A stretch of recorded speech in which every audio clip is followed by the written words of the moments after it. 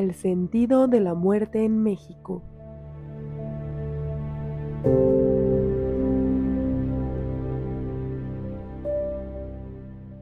¿Qué tal? Buen día a todos. Este es un podcast del equipo de las Inmortales dentro de la asignatura de expresión de la maternidad de la materia de tanatología del Instituto Mexicano de Psico-Oncología.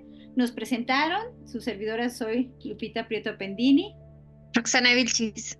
Nayeli Paz. Norma Castañeda. Londra Zárate. Y Leila Cristel Martínez Vega. Pues, ¿qué creen, chicas? Se puso la pijama de madera. La manera en la que nosotros los mexicanos hemos tomado la expresión ante la muerte artística, con una broma artística, en una actitud de, podríamos llamar artística, música, colores, picardía, como está platicando con San Pedro. Un amigo y yo apostamos quién aguantaba más debajo del agua y gané yo.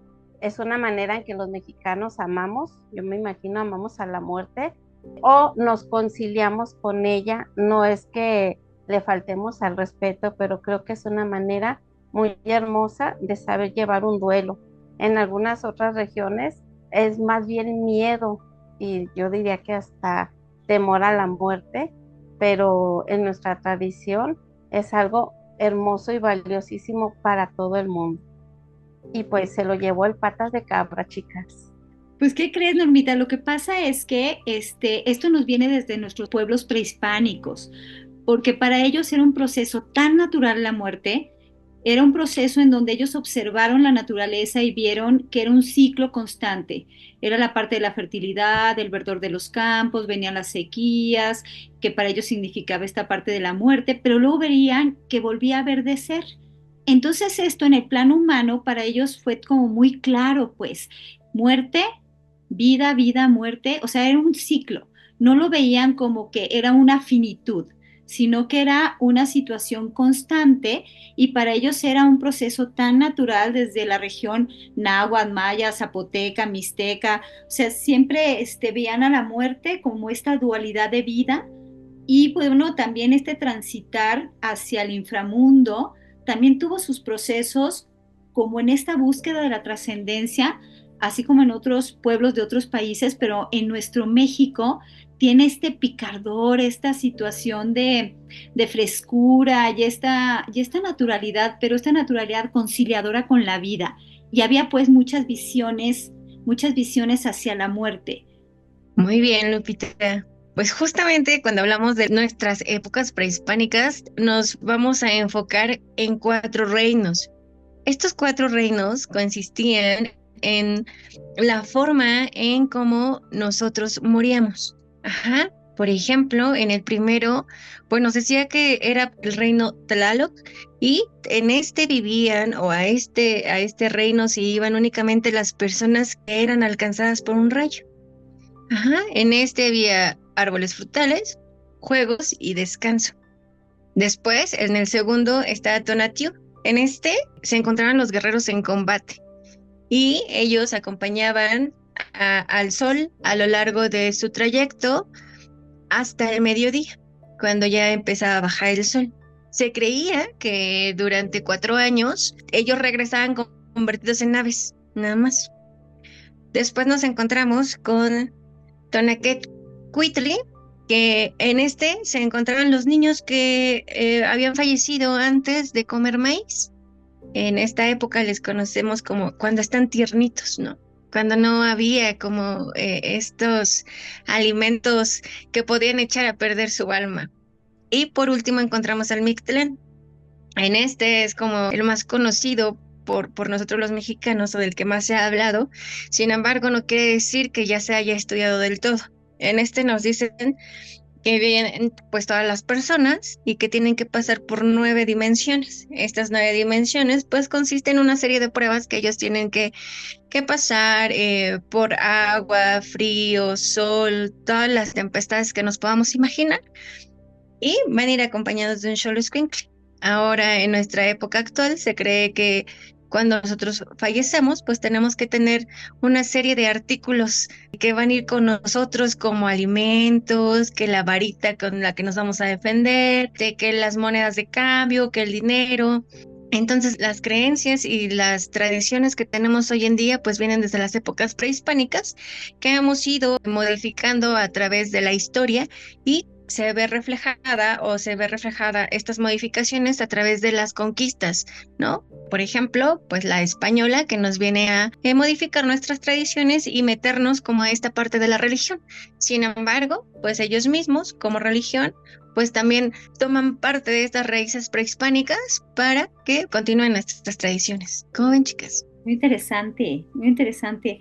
Oye, Alondra, y luego platícanos, esto de la calavera, esto de los símbolos que no se pueden perder, porque de hecho los españoles toman esto para este tránsito, digamos, un poquito armonioso con nuestros pueblos indígenas, ¿verdad? Claro, Lupita, con base a la imagen de la calavera en nuestro país, como ya lo han dicho Roxana y tú, pues todo parte a través de la historia, todo surge mediante las cuestiones de los orígenes de la época prehispánica. Sin embargo, parte a través de lo de Zompantli, que era como un tipo altar que se ponían los cráneos de los dioses como un tipo de rito. Entonces nosotros los mexicanos pues hemos adoptado ciertas creencias, ciertas culturas a raíz de que nuestro país pues tiene diversas tradiciones, costumbres e imágenes. En esta parte, a raíz del Zompantli es donde surge el uso de la calavera en nuestros altares, que lo hemos ido modernizando a través de calaveras de amaranto, calaveras de chocolate que ponemos en nuestros altares, ¿no?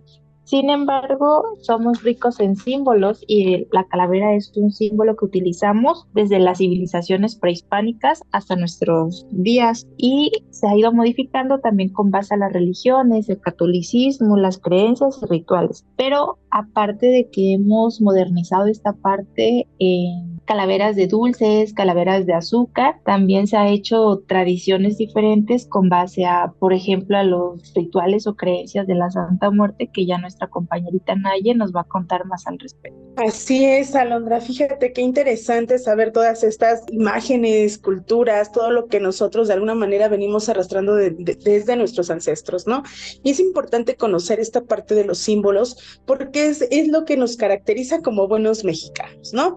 Y aquí tenemos, por ejemplo, el esqueleto, que de alguna manera es el representativo de la mortalidad y la vanidad de las aspiraciones. De igual manera tenemos el reloj de arena. Este simboliza lo que es la mortalidad y el paso del tiempo. Precisamente lo que comentabas, Alondra, esta parte de los cráneos, ¿no? Colocarlos de chocolate, y esto simboliza la temporalidad del cuerpo. Igual cuando estamos en algún velorio, siempre una pérdida en particular, pues de alguna manera nuestra vestimenta es negra, ¿verdad? De color negro, que simboliza de alguna manera el luto que llevamos ante la situación de la pérdida. Y de ahí nos podemos seguir con lo que es el pavo real, que de alguna manera representa el símbolo de vigilia compasiva, y tenemos muchas otras como lo que bien nosotros aquí en México tenemos como tradición en Tepito, en el barrio Bravo de Tepito, que es la Santa Muerte, ¿no? E incluso hasta tenemos la Biblia, ¿no? De esta Santa Muerte, que es donde nos describe cada característica de ella, y como es así en todo nuestro lugar México lindo y querido, pues bueno, le encontramos de todos colores y de todos sabores. Tenemos el representativo, que es la túnica, que puede ir roja, negra, blanca, del color que sea, y cada color tiene un representativo. Tiene la guadaña, el búho, el reloj de arena, que era lo que les comentaba hace un rato, tiene la balanza, tiene incluso el mundo, ¿no? Y de igual manera como hemos distorsionado o agregándole cosas a lo que es la Santa Muerte, incluso la Santa Muerte tiene como un resplandor en la parte de atrás, y de alguna manera también le ponen el famoso elefante, que esta es una imagen hindú, ¿no? Que representa la fortuna y la protección. Entonces, si se dan cuenta, bueno, tenemos diferentes símbolos, y no se diga de nuestras flores, en temporada, que es la flor de cempasúchil, la nube, que de alguna manera cuando vamos a un velorio o entierro, nosotros llevamos, ¿no? Esta parte de la nube que de alguna manera representa el amor y pues de alguna manera este cariño que teníamos por la persona fallecida. También tenemos la planta de terciopelo, que esa también pues es representativa de nuestra temporada de Día de Muertos, y pues obviamente nos trae un poquito de confort, ¿no? Eso es de alguna manera la simbología. No sé, Normita, ¿qué nos platicas al respecto también? Bueno, pues aquí acuérdense que la parte importante de los mexicanos era los símbolos de, como decías tú, la calavera, la música, los colores, esa picardía de que muchos dicen, como lo comentábamos, que nosotros nos burlamos de la muerte. Sin embargo, es una manera de hablarle a una amiga, a un compadre y invitarla a hacer este tipo de bromas para asimilar la muerte de nuestro ser querido. Entonces es una belleza, una tradición que hemos recorrido a lo largo de muchísimos años de nuestros antepasados para vivir esta tradición, para vivir la pérdida de un ser querido, ¿verdad? No tomarlo de una manera terrorífica, como en unas partes lo toman, sino de una manera más amena, más bonita en cierta parte. Fíjate que en esto es Leila. súper importante de los días de muertos y demás, y me gustaría que Leila platícanos, porque esto de los días de muertos, todo esto que hemos hablado se concreta en los altares, en estos altares que ponemos año Así tras es. año, pero es mucho más que un altar, esto de los días de muertos. ¿Qué nos puedes contar, Leila, sobre esto? Bueno, pues como sabemos, el Día de Muertos es un patrimonio cultural inmaterial de la humanidad, esto definido por la UNESCO. El Día de Muertos pues ya es una tradición, es generar, digamos, ciertos rituales. ¿Para qué? Para que nuestros muertos pues puedan acceder, puedan regresar pues al mundo de los vivos, ¿no? Básicamente implica el retorno transitorio de las ánimas de estos difuntos y pues regresan a su casa, regresan a convivir, digamos, con los familiares que están esperándolos. Básicamente el Día de Muertos se festeja pues 2 días, que es el 1 de noviembre y el 2 de noviembre. El 1 de noviembre es dedicado a los muertos pequeños y el 2 de noviembre pues se conoce como a los fieles difuntos, es decir, a los adultos. El Día de Muertos es una fusión entre lo que es las creencias católicas y las cuestiones prehispánicas, y se va a tener o se va a realizar algo que se le conoce como una ofrenda, ¿no? La ofrenda básicamente consta de diferentes niveles y representa la división del cielo, la tierra y el inframundo. Existe también toda esta cuestión, como lo veníamos platicando, de los colores, en este caso a través del papel picado, que representa la unión entre la vida y la muerte. Tenemos también elementos como la comida, en especial, por ejemplo, el pan de muerto, que representa la generosidad de quien recibe el regalo de la tierra misma. Las flores, ya mencionaron ahí la nube, el cempasúchil, las veladoras, que son justamente este símbolo que guía las almas al altar. También ponemos calaveritas de azúcar que representan a los difuntos de la familia. En estos puntos prehispánicos pues también tienen esta relevancia en donde antes pues sí eran los cráneos, ¿no? Un poquito de sal que purifica el alma, alguna fotografía de la persona querida y el agua, ¿no? Que se tiene la creencia que es para mitigar la sed. Van a existir diferentes maneras de celebrar el Día de Muertos. Básicamente dependerá mucho de la región.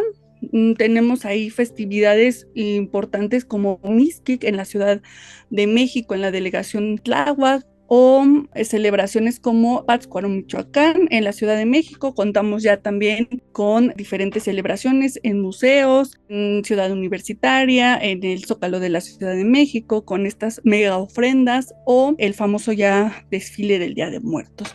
Una celebración muy colorida, muy alegre de alguna manera, sin embargo, pues no deja de ser nostálgica.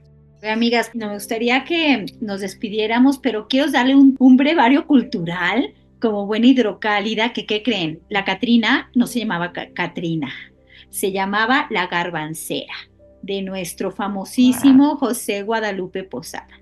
Garbancera porque él siempre buscaba mucho la sátira con la política y únicamente tenía el sombrero, porque se burlaba de esta gente que quería hacerse como muy europea, olvidándose de sus orígenes de indígenas, y vendían garbanzos, ¿qué creen? Por eso es garbancera.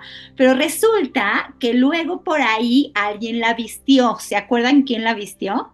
Diego Rivera. Correcto, en este mural del sueño de una tarde dominical en la Alameda Central, la puso muy curra. Entonces, desde ahí, que está súper elegantísima, la llaman la Catrina.